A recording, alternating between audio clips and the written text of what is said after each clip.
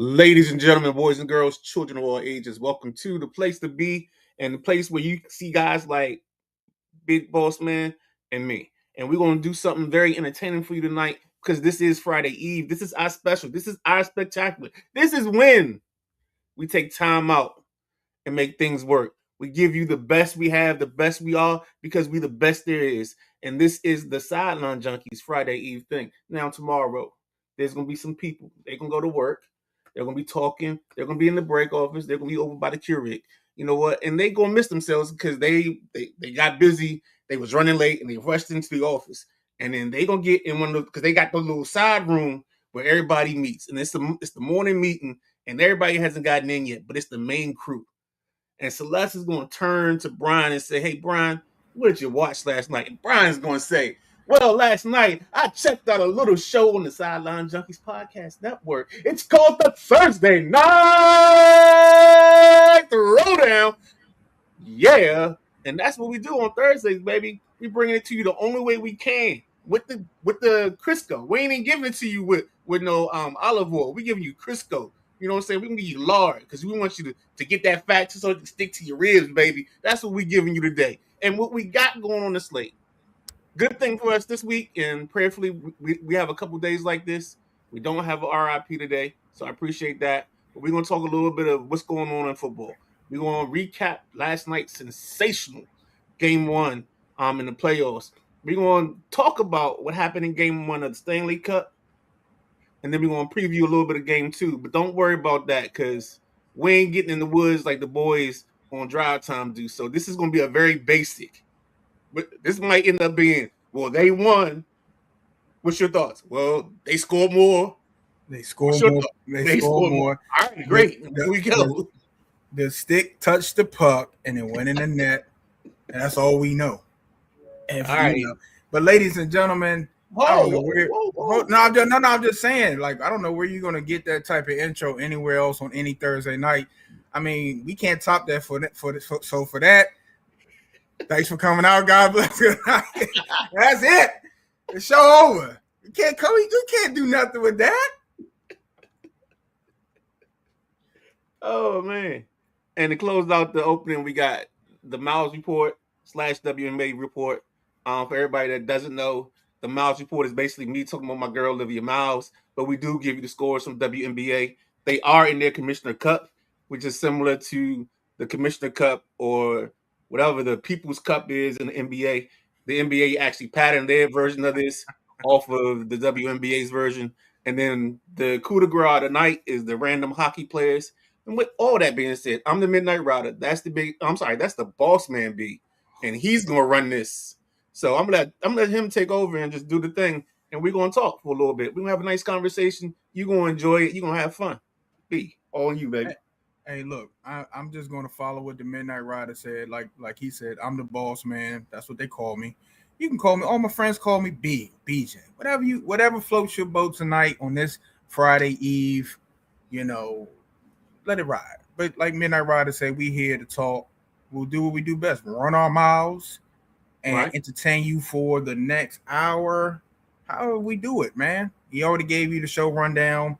So, without further ado, let's hop right into the nonsense. First off, you want to talk about these NFL contracts? Yeah, let's go with that. All right. So let's go with the obvious one. Myles Garrett. Myles Garrett is, let's see. It's the same deal he got 4-year extension, 204, average of $40 million a year. Yeah. So but look, I'm not basically through 2030, and I think there's a clause in the trade where that third round in 2030 becomes a first round pick if the Rams decide to trade Myles Garrett to a team in the AFC North. Wow. Okay. I mean, that makes sense. It makes sense, man. You trade away somebody like that, you don't ever want to see him again. I would have made it to AFC. I wouldn't have just made it in the division. I'd have made it there. I don't want to see him back in the AFC. That's generational talent. So I don't blame him on that. But I mean, I think this is one of the few contracts where you say they might have underpaid him a little bit. Right, right. They might have shorted him a little bit because Myles Garrett is a absolute monster. I know he's been talked about a lot on this network. The Prodigy came on a couple shows and spoke on him since he's our resident Rams guy. But I don't look the Rams in this contract. They are the epitome of putting the chips in the middle of the table.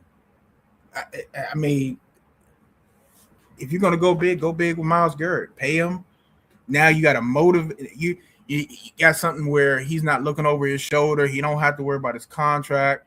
And now you get to see a Myles Garrett where you actually got a chance to win. There is no what quarterback is going to play this year? Do we have a chance? You know what I'm saying? The crazy thing is he always gave the Browns a chance on defense, but now he gets to go relax and be in LA. I mean, it can't get better than that. Making $40 million, you in LA, new stadium. Come on, man. It just don't get better than that. So this is where we see a team that breaks out the chessboard and starts making moves. Because here's part of the thing that you get out of this. Yeah, you trade for him. Now you get him. Now you, instead of redoing it, when you redo his deal, you get him some money just for coming over. Like, this is some thank you cash that gets to go in his pocket right away. That's guaranteed up front. And then he still keeps the $40 million, like you said, annually. Of course, there's numbers and how this is going to work out. Probably this is a 4-year deal with the 5th year being voidable. That's probably what we're looking at if we're breaking it down technically. But the other beauty of it is the dude probably, when he got here, he was like, what can you do? And they was like, oh, we'll give you some money.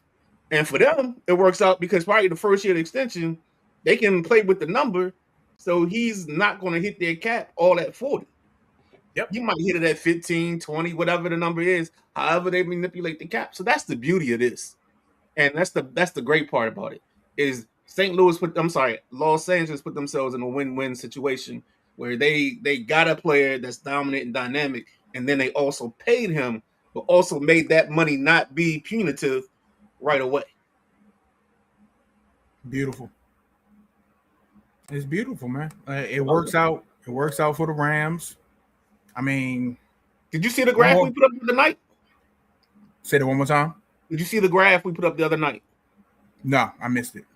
So there's a graph. I think it's still in here because I think since we use the same studio, and bear with me. That's the nope. Which one is this? Nope. All right, it's not in here.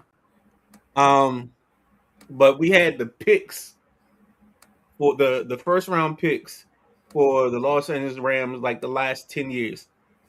They've either traded, moved off. I think the only 2 times they picked, one was Jared Verse, and the other technically is Ty Simpson, but it's not their own pick. Every other time they moved the pick for either a certain player. Like I think 2020 and 2021 was Jalen Ramsey. I think another year was Matt Stafford. Another year they just traded out of whatever position they were to get more picks. It's like this team understands that they can't be always extending the first round guy because when you extend the first round guy, that number is higher. But I can extend the 4th rounder. You know what I'm saying? I can get that kid more money after 4 years. I can get the 5th round kid some more money. I just got to pick the right 5th year kid. And then if I don't, the damage still isn't the same. We're still not getting hit the same way. So that's how when I watch them maneuver, they're masterminding this whole thing. And the other thing is they're not being scared. You know what I'm saying? They took care of themselves. Everybody said it was a bad move. I thought taking Ty Simpson wasn't bad.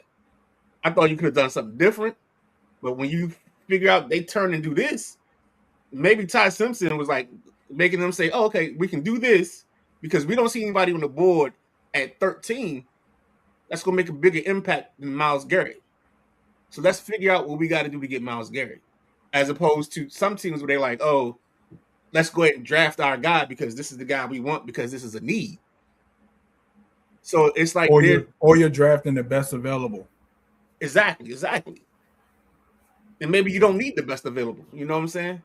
You know, they're actually doing a little bit of this, like, you know, we talk about in the recruiting world how, you know, teams are taking kids off of the lower level schools, the mid majors, and bringing them up because now you got a level of familiarity. You know what they can do. Yep. You trade for Jalen Ramsey, you know what he can do. You rather have the known commodity than in the first round, and what was that, 2020, drafting a kid like, I don't know, Kool-Aid McKinstry or whatever, whoever the name is. Yeah. You know what I'm saying? Yeah. You get guaranteed accolades and guaranteed production, so you don't have to wait on that. And I think that's why they move so much with their first round pick. They want the guaranteed production, the production they know they can get, as opposed to taking that chance. Hey, y'all know, I always have sung the Rams' praises. Sean McVay, always. They just, you can't even say they're playing chess. I don't know what they're playing. They're in space, in the space bar, like I don't know if you watch Oh, the 3D. Star Trek Next Generation, and the space bar. Captain Picard go have a drink. That's what they are. They're not even, you know what I'm saying? They're making moves for the moves. Right, exactly. They're if somebody's 2 steps ahead, they're 10 steps ahead. They already made that move a couple years ago to set up something now. And like you said, something, they're not scared. And I think it makes it easier. Of course, it makes it easier when you know who's playing quarterback. You don't have to play that game or who's playing quarterback. I think the whole organization, like Buffalo right now, and I say Buffalo because I'm a Buffalo fan, the shoulders are here with the Buffalo Bills. Okay, everything is tense. Brandon Beane knows he's this is his job on the line. But you go to the Rams, everybody in flip flop, shorts, chilling. It's not as much pressure. It's not no pressure because they know they're contenders. You know you're not going to win it every year. I think the thing is, can you put yourself in a position to be there? Because we've seen this past postseason. We've seen the last one. The ball just bounced one way, and it's another team moving forward versus the other team. It's seconds versus not having enough time to do this, and it's decisions. Sometimes you got the squad, right, and the ball just doesn't bounce your way, or you have an injury. But can you put yourself in a position? And then we talk about it all the time with matchups. You might be the team that you trickle into the playoffs, but you become a matchup nightmare that wild card weekend. Then the next team is a division team that you done owned them all year. They have no answers for what you do. Like you talking about the Rams, Seattle, and all these other teams they play with. And you just got their number, and if things work out for you, and you go that route. But man, I love what the Rams do, and they just made it. I forgot. I was watching everybody's show, so I forget who said this. It might have been Lee Ice. They got a offensive and defensive MVP on the same team. Yep. Has that ever happened? Did anybody ever figure out the answer to that question? We didn't. I never looked it up because I think I missed that part of this show. So I saw part of this show, but I didn't see the whole thing like I normally do. Yeah, you think about it, it's like, man, you already know Myles Garrett's gonna give him fits. You already know what Matt Stafford's lining up to do. Rams are loaded. Who I think they put themselves ahead, especially with everything Seattle lost. They definitely put themselves in favorite in division, favorite probably coming out of the NFC with just that. It's crazy. You sit back and you just watch some of these other teams that fumble these draft picks and players and signings for years. And then you watch a team like this that knows that it might be, if you got a 5-year plan, somewhere around that end of that maybe that second season, right, between that second and fourth season, you keep some bullets in the gun, but you got to reload. And it just depends on how you look at things. Are you an analytics guy? are you a draft? A draft guy? You're going to draft your players. How are you going to do it? Just when the Rams are just they got it. They got everything checked. They got Exactly. everything Totally checked. agree. Analytics, draft, free agency, the whole nine, man. So All right, let's stick with contract extensions and the young fella Christopher Watson, wide receiver for the Green Bay Packers. He gets a 4-year extension. I think it's 130 million. I didn't see how his number or why his number got this high. Because he's constantly hurt. He's the guy that he'll play 10, like he'll play the first 5 or 6 soft tissue injury, and then play probably the back end, the back 6 of the schedule. Um, I don't see his numbers being worthy of this. Maybe this is assimilating. I don't know, because we do know they inflate the numbers that you get sometimes so the agent can look good. But I like them signing him and extending him. I just don't like the number, if that makes sense. no. It makes perfect sense, and I'm trying to look why he's at this point here. I'm gonna have to look into it and figure out why. Um, He's I don't their know. best receiver. I Truthfully, understand that, but it's even your best receiver. Sometimes you gotta. I don't know. Sometimes you gotta let things walk. Maybe they feel like if he can get a whole season, all right. you know what I'm saying? Maybe that did. We've seen people pay off potential, and I think that's probably what this is. Like, hey, if we can get him healthy for the whole season, he's our difference maker. I don't know, man. Maybe I need to go out and play receiver. I mean, I think we all need to try to figure that out. I don't know what they're giving money to for a 40. Well, damn, I'm a 50-year-old receiver with bad feet, so I don't know what I'm gonna get this I month. mean, and look, obviously, as long as you just got to play 8 games. If you get 8 games, you good. You get 8 games out of you, you're good. Yeah, I'm trying to. He was second on the team in 25 with 611 receiving yards. I I think they're paying potential. I think that's what they're doing. Yeah, They're paying that's potential man. production, because if they can, I guarantee you, there's escalators in this where the money's hidden towards the back of the contract. He's never going to see the money. After 2 or 3 years, they'll either renegotiate it and make the number easier for them to manage, that type of thing. Again, this is a situation where this is one of those beer goggles contracts where it looks better up front, and then once you get to the main part and you start seeing what's really real, you realize that you didn't leave the bar with a 10, you left the bar with a 2. So Yeah, yeah, yeah. I agree with the lights came on. It's probably one of them friendly. You can cut them, and it's not going to hit your cap. It's not going to do this, that, and the other. Or if you got to move them, now I agree with that. The more you think about it, because the numbers, the production numbers, just don't make sense for the contract. So, what you said makes total sense. So, right. So let's get to the last piece of this NFL section. Um, Mr. Dangerous, Mr. Bronco fans, let's ride. Um, Mr. Sierra decided to hang it up and give it up. He's going to join the boys in the CBS booth. I think it's him and Kyle Long that joins the CBS morning group or their pregame show. They still have JB, they still have Burleson, and I think Phil Sims is still on the group. And then they add okay, in those two. Maybe I'm wrong on Phil Sims. Maybe it's somebody else. Maybe it's like JJ Watt. I don't remember who the fifth person is.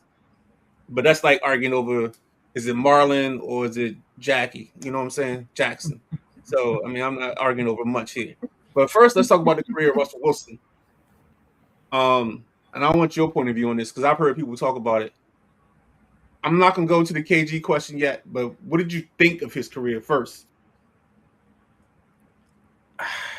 I think the last half of his last. Well, it's not that last half. I think the last couple of years left a little stain on his career as far as production. I like Russ. I like Russ in Seattle. Could throw the deep ball, could use his feet. Is he a Hall of Famer? No. I just want to put that to bed now. Not doing the Hall of very good. If where did he play? If they want to hang his stuff up, if they already haven't, cool. Seattle. No, I'm talking about college. Where did Russ play at? Oh, he started his career at NC State, and then he played his last year at Wisconsin. Wisconsin. Wisconsin want to hang his stuff up. By all means. I think Seattle's going. He's got to be in the Ring of Fame in Seattle. In Seattle, he won a Super Bowl. I agree with that, but yeah, not Hall of Fame. I think everybody in Seattle feel like they were robbed of a Super Bowl if they had just given the ball to Marshawn Lynch. So he probably should have 2 Super Bowls. But for the most part, I feel like that what Sean Payton did to him in Denver was I thought it was extremely disrespectful. You know, I felt like probably if he had went to another team, if Pittsburgh probably could have got him then while he had some gas left in the tank, you know what I'm saying? They could have probably made a better transition out of Big Ben. But overall, good quarterback, good dude off the field. You know, I wish him well in CBS, man. You know, knowledgeable. So I don't know how that crew is going to work. I'm gonna have to watch that. I'm not excited to wake up in the morning and watch that.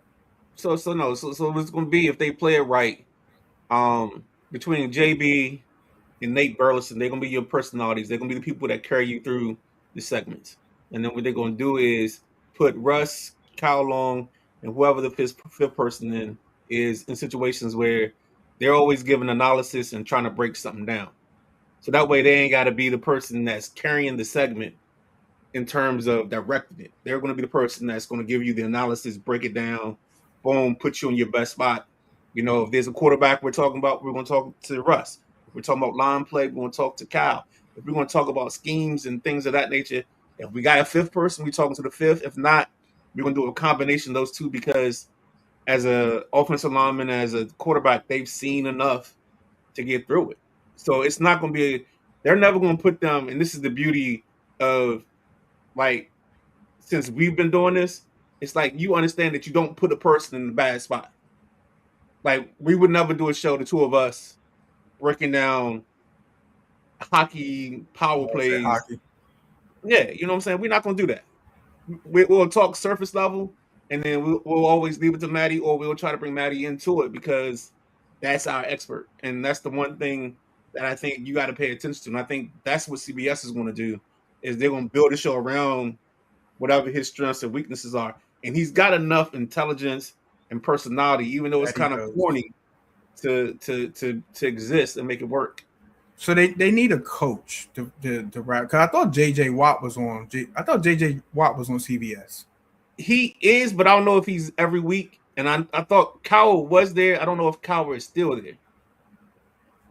Yeah, so that's the thing we gotta figure out. Yeah. If Cowher's there, that gives you your scheme and everything else. Right. With Cowher. But I mean, I'll give it a chance. You know what I'm saying? I hate when people say Russ is corny. I mean, he's a good dude, man. Right. You know, he's a good dude. He's a good dude.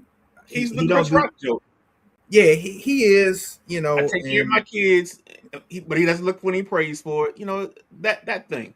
And I'll take care of your kids too. You know, right? So the guy out of bounds says the prodigy is the resident Rams beat reporter. Tell the guy from Out of Bounds. I'm about to say something. Don't do that. Yeah, we got kids watching this show. I dropped something, so don't pay no attention to me. But no, you're good. You want to reset before we go into the NBA? Yeah, absolutely. Let me find something to reset on. I guess I'm gonna have to do. Nah, you know what? I don't see it. Where is it? Where's the? What are you looking for? I was looking for the new intro for Nothing But Net. That's what I was looking for. I don't think that's got loaded up. Yeah, the guy from Out of Bounds took it out. But let's reset real quick. We'll be right back. Here we go. I think this is it.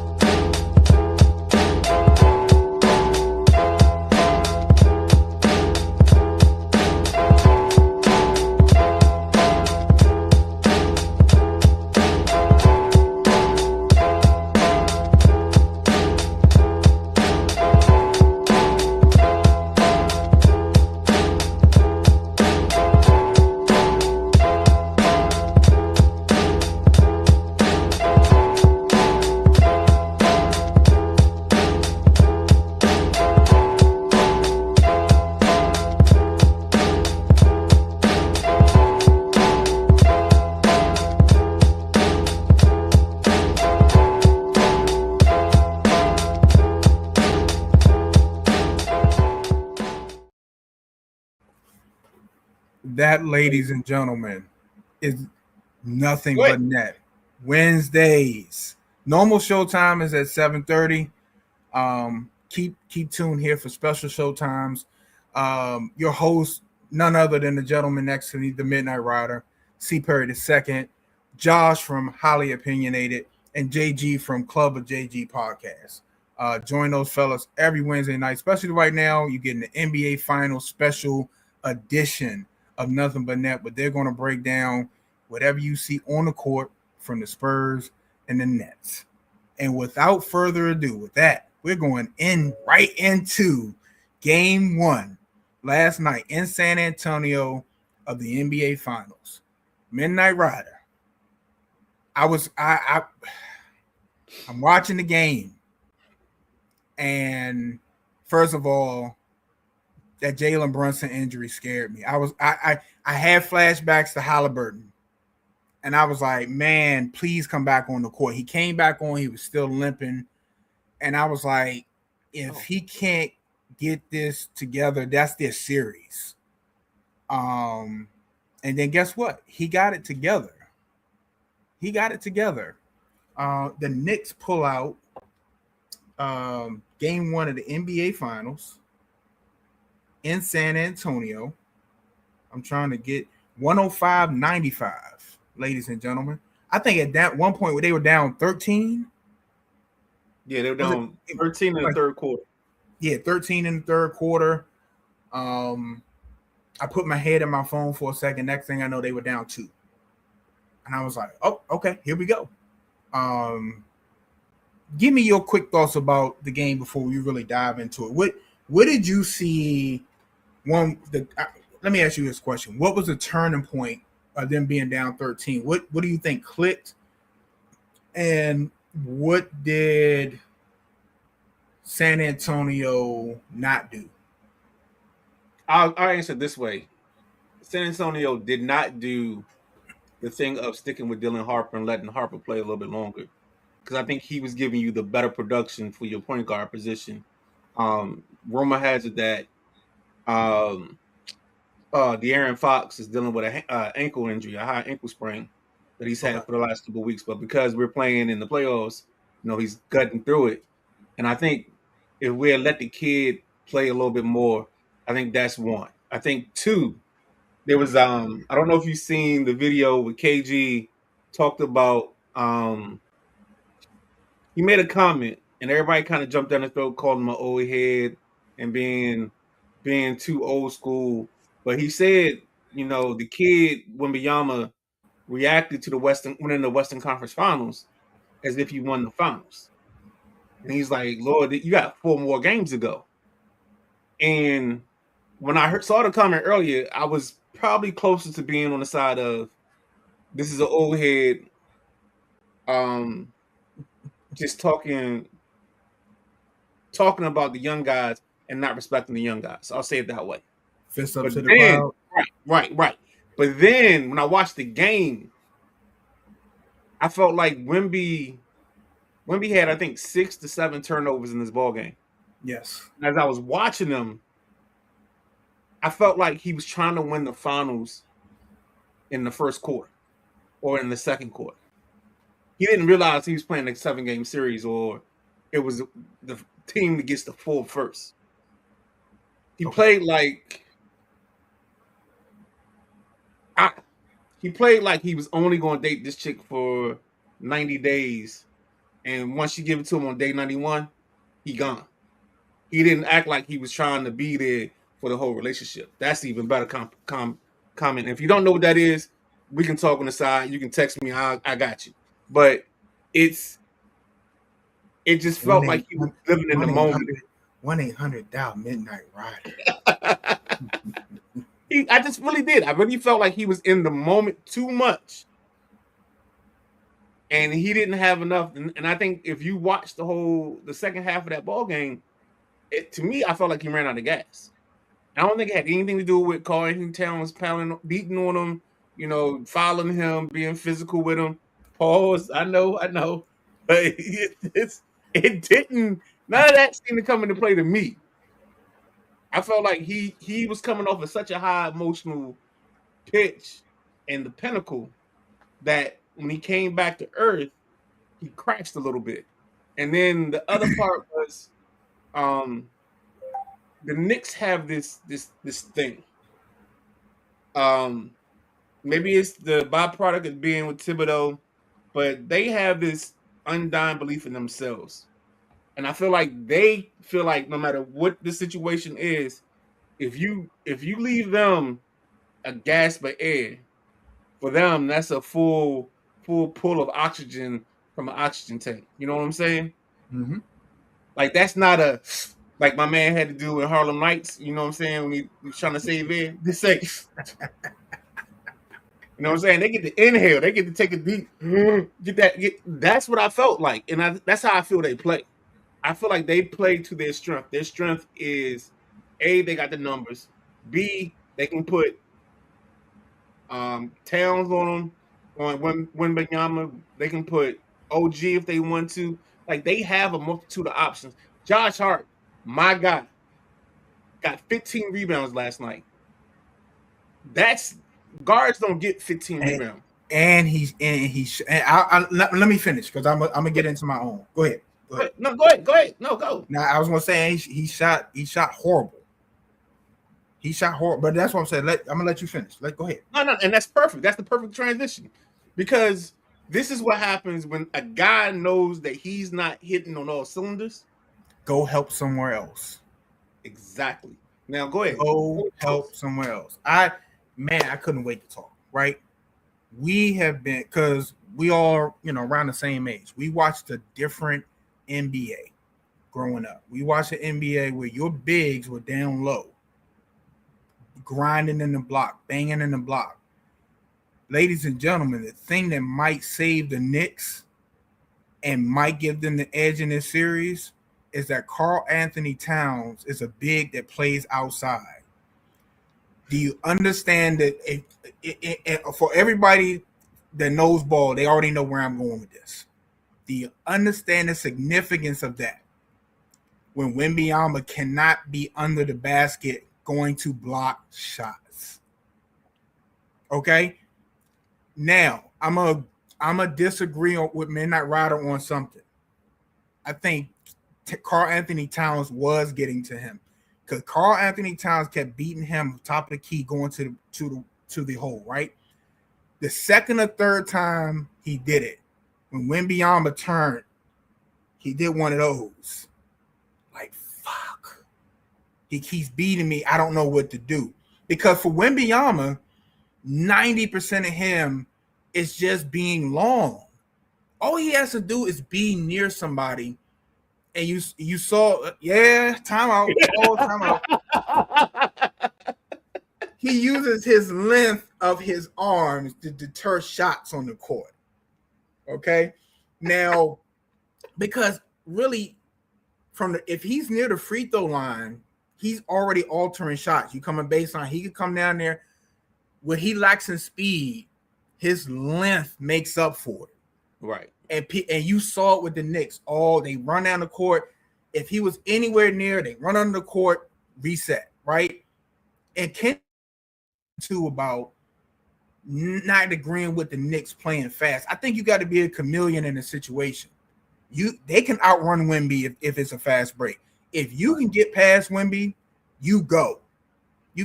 But they were doing the right thing. If Wemby's down there, he reset, come out. Look, Karl Anthony Towns had 18 last night, right? Josh Hart only had 3. Brunson went off in the second half. And nobody on the Spurs could stop Brunson. Right. If I'm a Knicks fan and Josh Hart shot the ball like trash, you get a game 1 in San Antonio. Midnight Rider, I'm telling you. What are they doing? Are they doing 2-2-2, 1-1-1? How are they doing this? Is it 2-3-2? 1-1-1. Okay. I know Perry was the only one last night that picked the Knicks, I believe. Picked the Knicks in 6, yes. I believe. Yes. I don't know if it's going to be 6, but I think it's going to be 7. I think here's the other turning point. I think at a point, and I think it was when they came back in the third quarter. I felt like the Knicks was like, this is all we got to do with Wembanyama. Right. Remember, they're not a Western Conference team. They didn't see him all year. They saw him two or three times. Two. So now you get home and home. So you saw him 2 times. You didn't see him. So it's like, okay, this is it. This is all we got to do. And don't forget, all we got to do. Don't forget, I think the night that Brunson dropped 61, Wemby threw the basketball into the stands. He did. Yes, he did. So that's another little caveat. You said something about how the Knicks play. They play like they city. They play like their city. All I need is a little bit. If you give me a little bit of daylight, if you give me a little bit of opportunity, I'm gonna take it all away. I need you know what I'm saying? The lights are already shining. I just need a little bit. You give me a slither, I'm gonna take a mile. And they played like that last night. And I just felt like at a certain point they weren't worried about Wemby anymore. They knew how to handle it. They broke him. Exactly. Now, for Wembanyama, I'm not. If this was an older player, I'd be more concerned. He's only 22. What's his 3rd year in the league? At best. Yeah, I think it's his 3rd year in the league. So you guys talked about it on Nothing But Net. If I know we on game 1. If he loses this series, I'm not worried about him. We're not talking about his legacy, anything. He's a young kid. Like you said, he's in the West Finals. Like, they just saw world hunger. He's crying. Get the Patrick Beverly feel, Oh, man. Hey, look, I'm going to let you go to the comments and catch up on the comments. Excuse me. Let's catch up on the comments. All right, so we got a couple. So J Dub jumps in and says Cat gave it to Wemby, but I think he was tired or at least took some rest. Want to be different in game 2. Totally agree. I wish Cat stopped hitting the damn floor too. Brunson was the difference. Totally agree with you there on that, J Dub. Hart had a great game. Yes, indeed, sir. The alien. And then he said the 15 rebounds made up for the missed shots. Exactly. He gave them extra. Absolutely. He was hitting him with the lateral movement. Actually, I think it was totally different. And this was Cat did something that back in the day, I know people that used to do this, is sometimes you got to put a speck of doubt in somebody's head. Mm-hmm. So say we the same speed, right?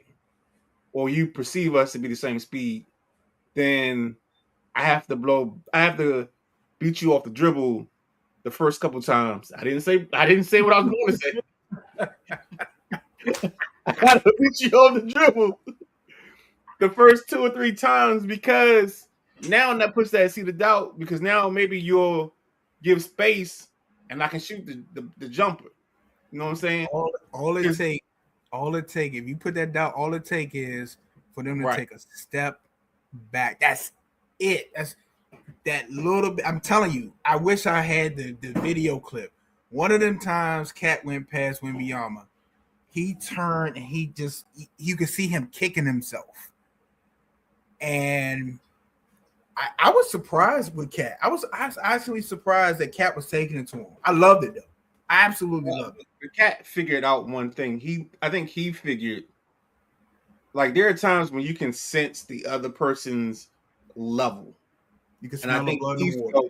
He didn't have the energy that night. And then Cat also had the energy because he said in his interview he felt his mom's spirit in the building. And I'm gonna tell you right now. Oh, baby, that's strong. That's that. You ain't, yeah.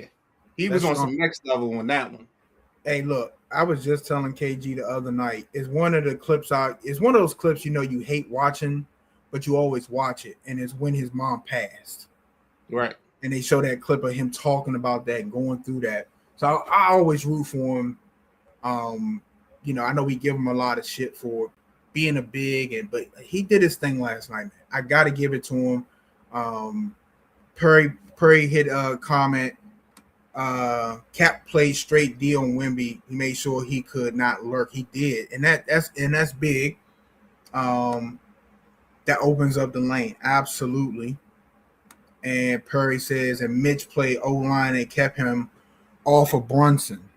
But look, I'm telling you, it was a point in that game. I think it was when they took the lead back in the third. It was in the 70s, and I just felt like that light bulb went off in New York, and they were just like, "We got this."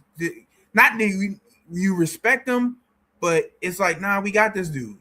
We figured him out. He's gonna have, instead of us worrying about him, he's gonna have to worry about how to stop us.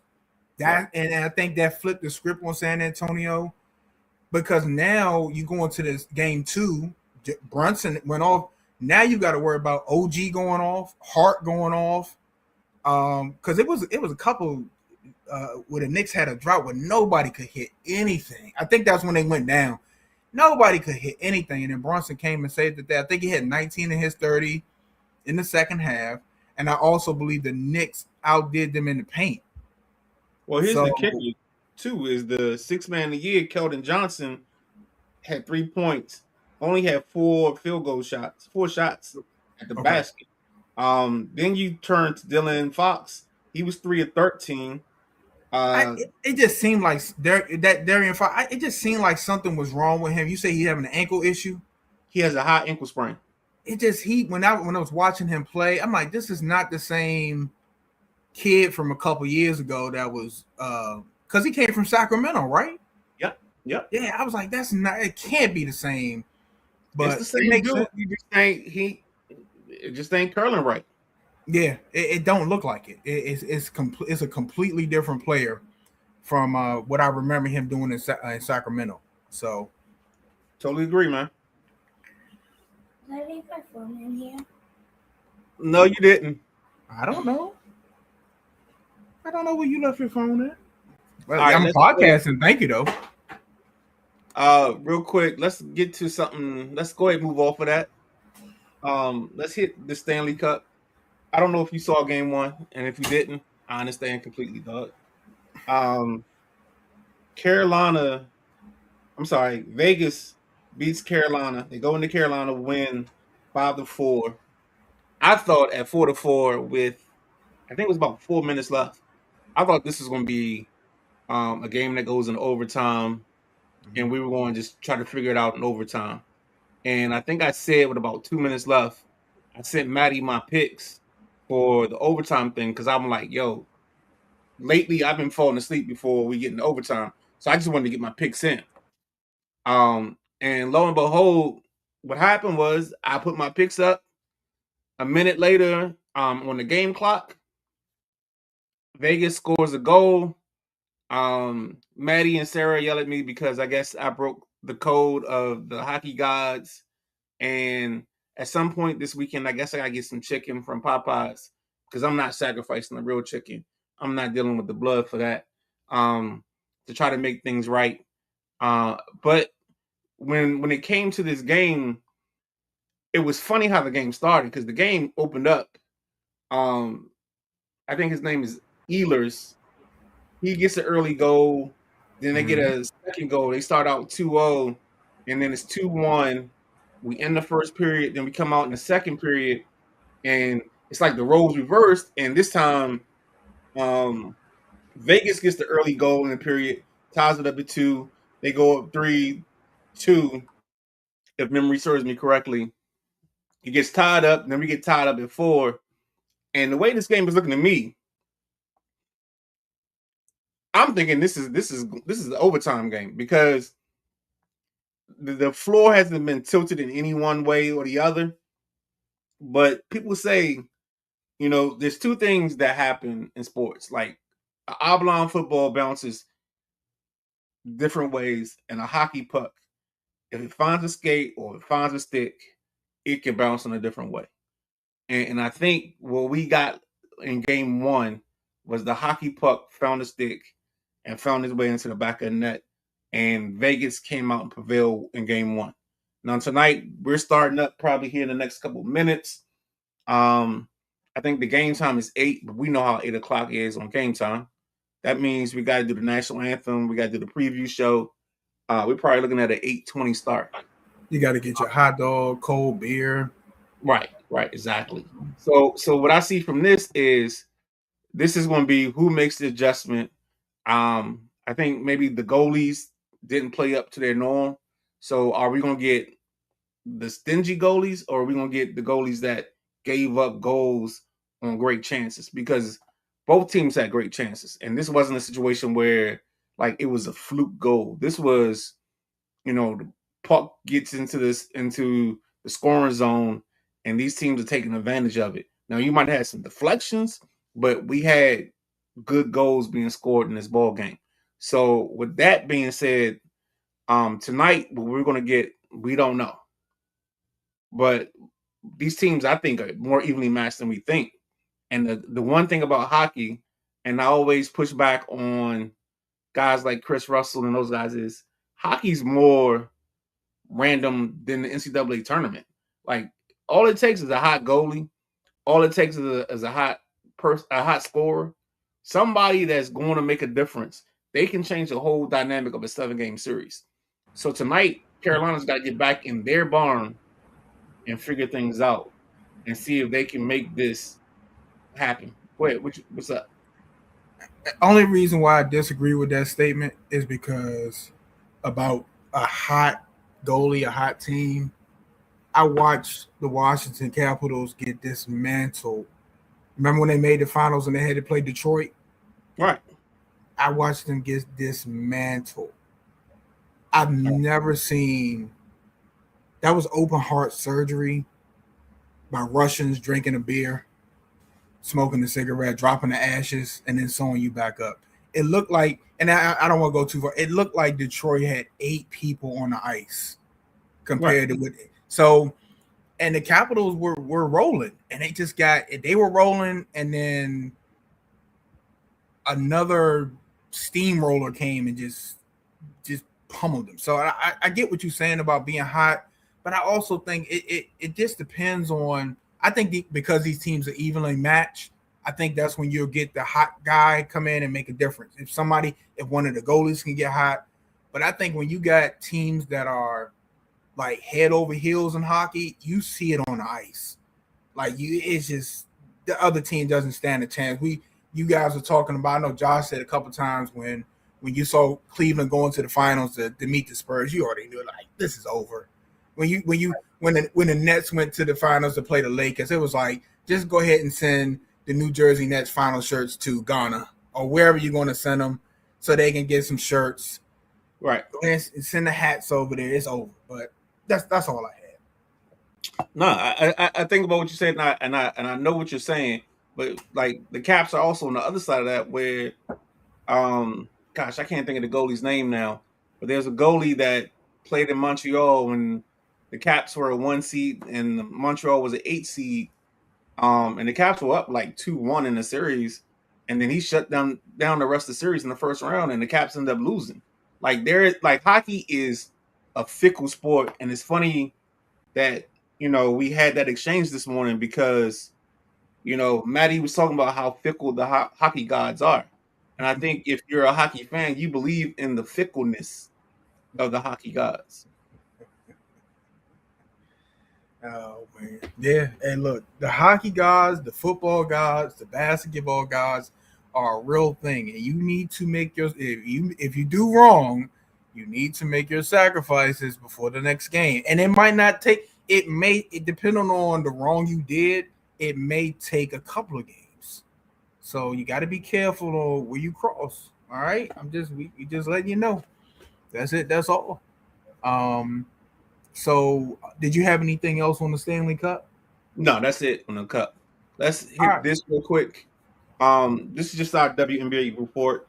We're in the WNBA Commissioner's Cup, and right now Tuesday night, because we went off before these games finalized. Atlanta Dream 91, the Connecticut Sun 75. The Chicago Sky 72.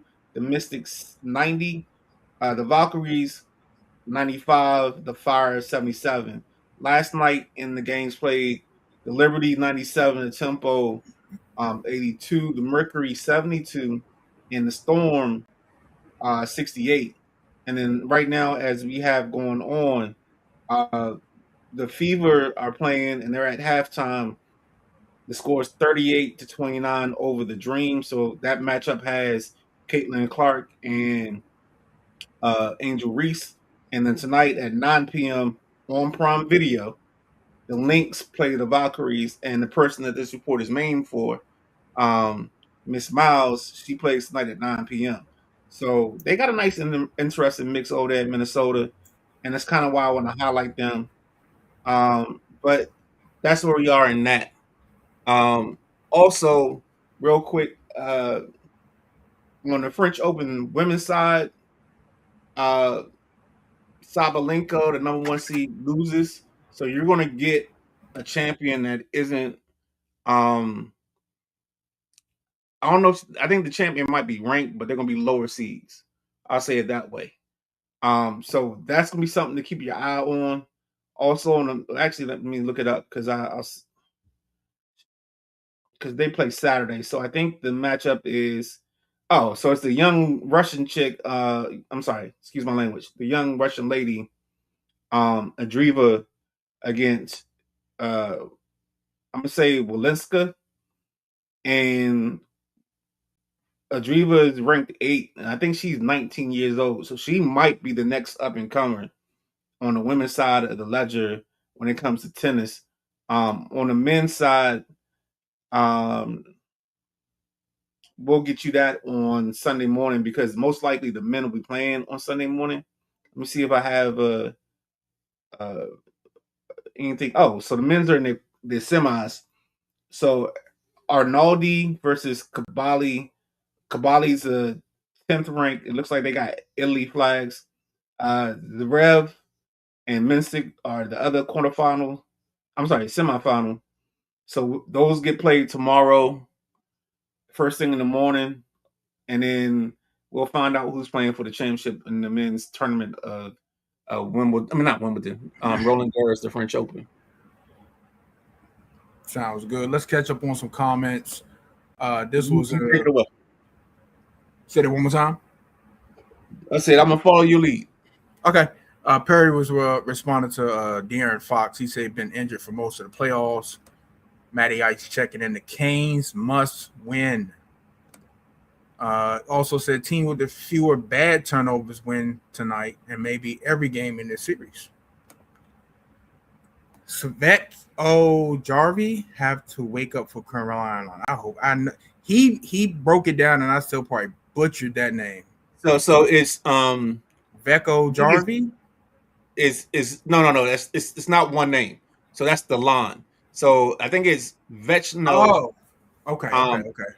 Aho, and then Jarvie. I forget what Jarvie's last name is. That's their first. That's their first line. I think their first or second line. They have to make something known in this series for them to go. But the thing for Carolina and the key for Carolina is the fact that their 1 and 2 lines are good, but they also have a good 3 and 4. So they may not match up with you talent for talent lines 1 and 2, but their line 3 and their line 4 is better than yours. If that makes sense. So the key and the kicker is in hockey, there's a thing called the last change. And the last change is where the home team can dictate the lineups that you put out. So that you have to, as the away team, I think you have to put your lineup out first. And Maddie can correct me on this, because maybe I got it backwards. But I think one team has to commit first, and then you can dictate your matchups based off of what they put out there. That's way too much for me. But it's a thing. I'm sweating like hell now. Like, ooh, we talking about. Hopefully, Maddie is going to correct me and figure it out. But yeah, it's a thing where you can, because you have last change, you can dictate the matchups.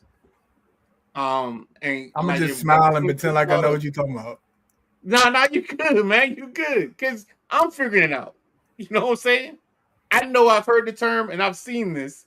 But the exact linguistics of it, I'm not, I'm not well versed in. But I know it's a thing. I know you get an advantage being the last team, or the home team with the changes that you can make in terms of lines. That's all. Okay, simple. Fair enough. You know more than I know. So I I know just I have tell to people be. all the time. I know enough to be dangerous. That's all. Look, that's all you need most of the time. Just enough. Yep. Just enough. What we got left? Oh, we got to go to our We close we out. gonna we staying right with hockey, and we got it. This last segment is gonna take us out of here. Random hockey players' names. So, since the big guy KG isn't here, he has a random list of names. We'll start off locally. Peter Bondra, Stan Mikita, Ron Hextall. He took one of mine, Jeremy Roenick, Sergei Gonchar, Callie Johansson, Kevin Hatcher, Curtis Joseph. That's the old goalie for the Edmonton Oilers. Yes, sir. Cujo. I'm gonna give you my man Ray Bork. Okay. First of all, I know my hockey fandom started with NHL 94 on Sega Genesis. I don't know how the game got in the house. I have no idea how the game got in the house. And since I followed the Bulls so heavy, I just picked the Blackhawks. So Right. I'm working with Jeremy Roenick, Ed Belfour, Chris Chelios, Steve Smith. I know Sutter was the backup center. I'm trying to remember who the wings were.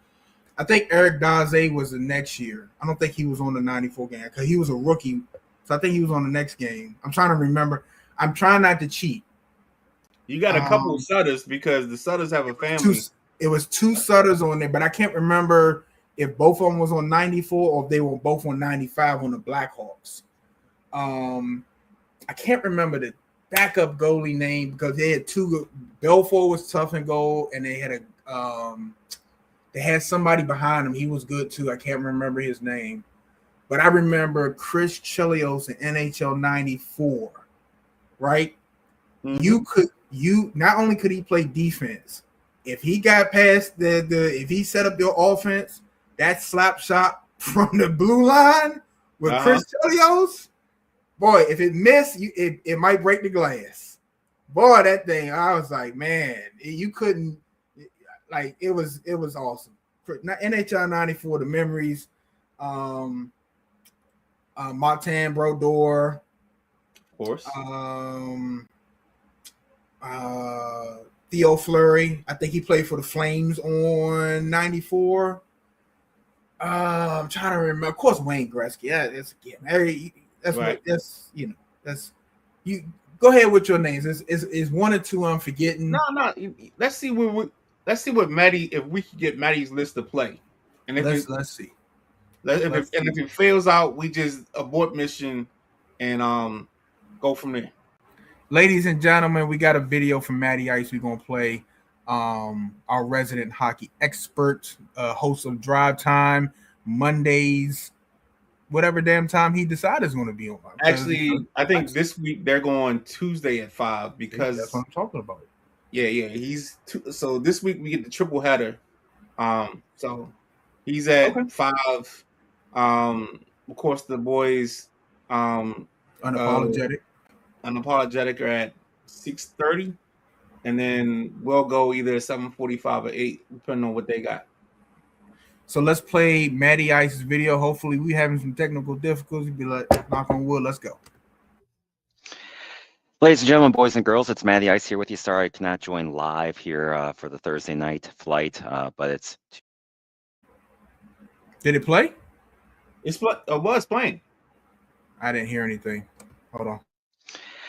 Ladies and gentlemen, boys and girls, it's Matty Ice here with you. Sorry I cannot join live here for the Thursday night flight, but it's too close to puck drop. We got some stuff going on with my son getting married on Saturday, so there's some stuff on my to-do list before 8 p.m. puck drop. So I heard that the guys were, of course, doing some old school hockey players, and you knew I had to be part of this discussion. But so I'm going to do as best I can here this way. And I'm also going to be looking over here because my eyeballs are old and my notes are over here. So I was told they'll give 5 to 10 players. That's going to be really hard for me, but I'm going to do my best to keep this short, sweet, and good. So here we go. Old school hockey players, you have to start with Gordie Howe. He's Mr. Hockey. Played 26 seasons in the NHL, known for his incredible scoring ability, the physical play, retired at 43, made a brief return to professional hockey at 69. He's arguably, of course, one of the 3 best hockey players, depending on who you talk to. Of course, Scooter loves the Gordie Howe from his Hartford Whaler days. So, we'll give him the Gordie Howe. But, there's the Gordie Howe hat trick, right? Goal, assist, and a fight in a game. That's why it's called that, because he was known for that physicality, but could also score. So he's number 1.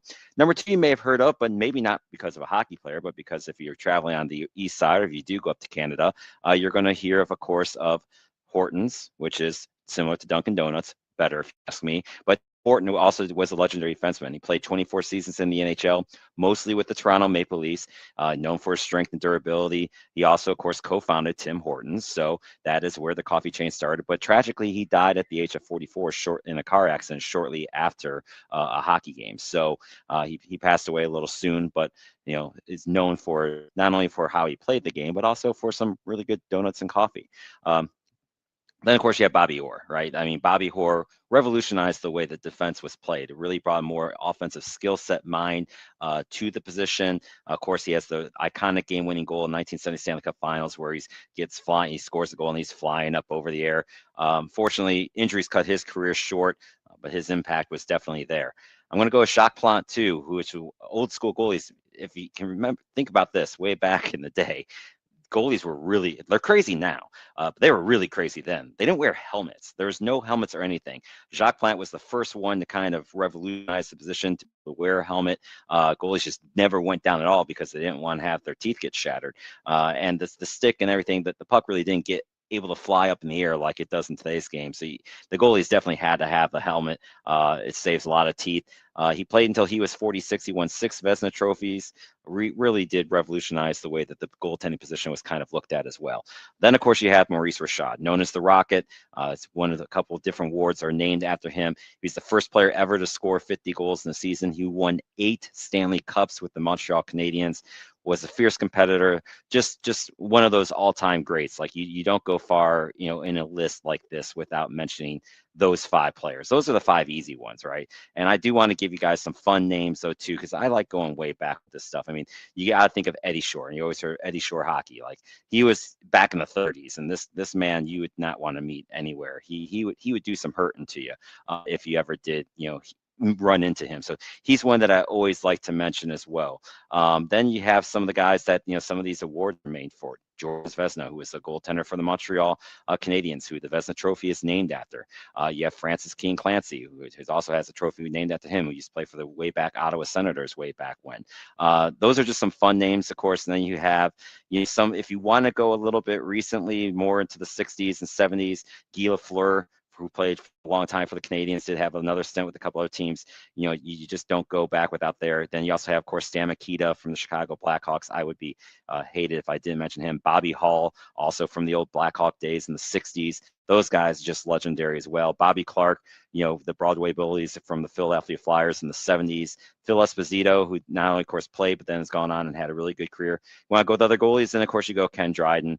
And I know for some of you, old schools might be the 80s, right? So if you're a little bit newer, you have to mention Wayne Gretzky, Mario Lemieux, and Mike Bossy. They're not really old school to me. They're still kind of in that 80s and 90s range. But let's be honest, though, as far as you guys have always heard me talk about Gretzky's impact on the game, and that's not going to change here today, because hockey would not be as popular here in the United States if Wayne Gretzky doesn't get the famous trade from Edmonton to LA. It really helped revolutionize the sport, bring eyes to the sport in the US that just never had before. So any list I'm going to have is still going to start and end with that. Now, I do want to bring up 2 goaltenders from the 80s and the 70s, Billy Smith for the New York Islanders, because he's old school hockey. Like, you do not want to get in front of the net with Billy Smith because he will kill you. He will take a stick and throw it right up your nuts. Like he did not care. Ronnie Hextall, another great goaltender from that time frame that you would not want to mess with. Ron Hextall was also not afraid to get into a fight with you. So I feel like I always got to end with my goalies too. Billy Smith, Ron Hextall, 70s and 80s. 90s, yes, but still old school mentality of they will just kill you if you do something stupid. So there you have it, guys. There's some old school players. It'll be interesting to see how KG and Midnight Rider do with some of these names. Let's see how many of them that they mentioned. Maybe we'll make it a little game out of it. But anyway, there you go. 5 minutes, 27 seconds. Remember, Canes, Vegas tonight, 8 p.m. ABC. Let's go, Kane.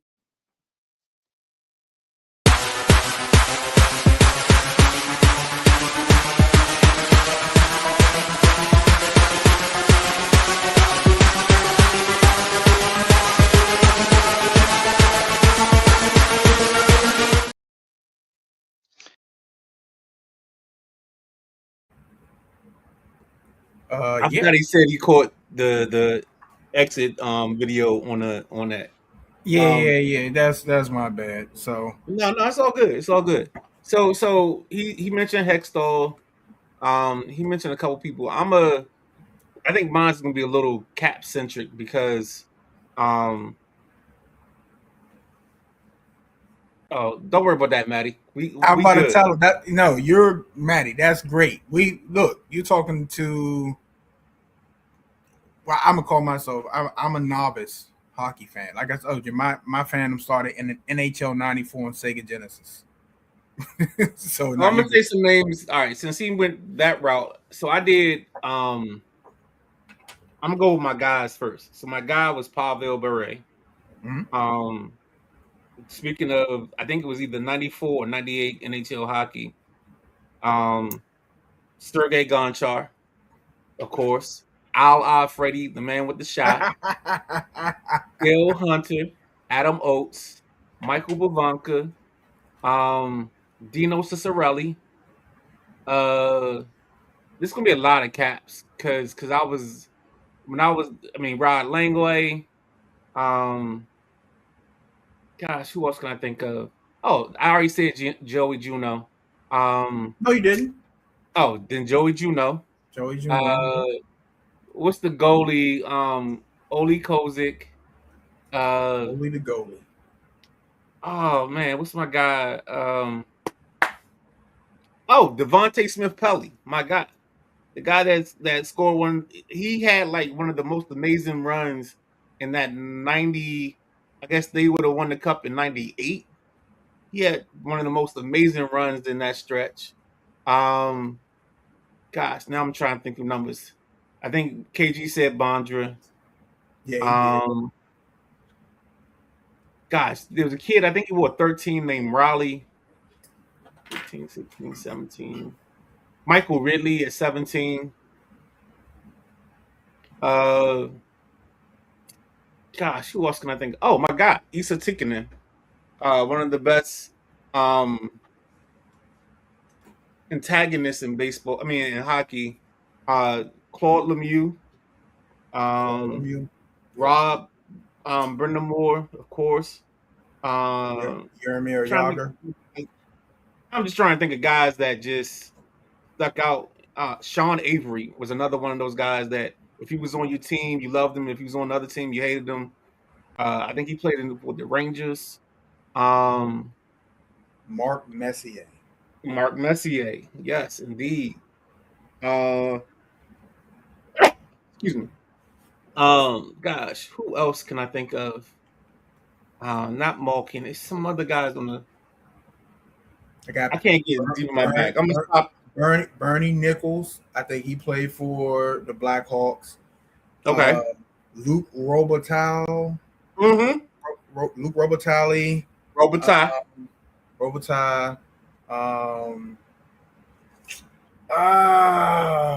I'm killing because I'm gonna look back and be like, "Yep, I know that name." Oh man, when we get off of this, it's gonna be on and popping. When we get off of this, it's gonna be on and popping, man. Let's see if I can think of anybody else that sticks out. I'm surprised Steve Yzerman. I think he played for the Detroit Red Wings. Yep. Yzerman. I'm surprised I don't know more Red Wings because I hated them. Peter Bork. Dominic Hasek. Now we get. I know we said random, but now we just getting into guys that we can remember now. Um, Yeah. you already said Flurry. Um, My man Patrick Kane won the yeah, first not the first, but he won the Blackhawks Stanley Cup with his goal. Patrick Kane. Man, the memory is a terrible thing to waste. I'm telling you. Like nah, I we gonna said, have like, I remember it later. oh yeah, when we off the air, we good. But let's go ahead and just end it with that, man. We did a good job. We got a good list from Maddie. We got a good list from KG. We both gave some lists. And we ain't got to stretch our brains no more. Right. Plus Final Carolina thought. and Vegas is on. So, ladies and gentlemen, we ain't gonna do nothing special getting out of here because we had such a great intro. So, for the Midnight Rider, I'm the boss man. This is the Thursday Night Throwdown on the Sideline Junkies Podcast Network. Your next show will be the WrestleManiacs, 9 p.m. Saturday, I believe. And then the Sunday Rise, Sunday 11 a.m. Join us then.